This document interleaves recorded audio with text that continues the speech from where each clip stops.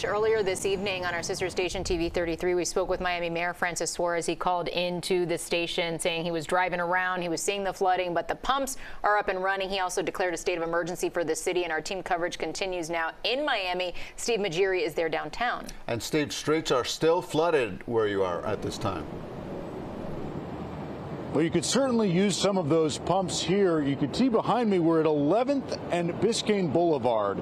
It's been like this for hours, that these two cars have been stuck here and no one has come to pick them up. And you see buses and larger cars are taking a risk by driving through here. But as you can see, once they get past this water, they are on 836. So many people want to be able to use the highway to get out of downtown. And this has been a number of cars that have been stuck here along Biscayne Boulevard, and unlike these two, a lot of the other cars have been towed away. A buildup of water stranded this woman in her car at 17th and Biscayne. You're just going to have to get it towed? The water subsided, but the damage was done since it happened during peak rush hour. How'd they get stuck? Maybe because of the water stored the engine. Jay Roll tried to help the woman move her car. That's the second car. One was stuck back there by the Ferrari dealer. I pushed out the water, and I seen her. I was going to push her car out the water, but I guess you don't want to push out the water.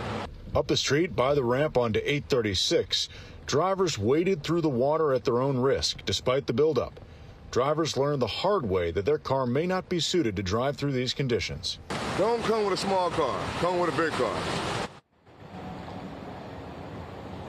And as you can see, the flashers are on these cars, but other cars that have been abandoned by the drivers, they didn't have any lights on, which actually does create a bit of another driving hazard for people that are attempting to drive past these cars and get home. But again, you can see that these cars have been stuck here for a while. It's been several hours that we've been waiting here, and no one has come to tow them yet, most likely because they are deep in water, and that might be a danger for the tow truck driver, who might also get stuck.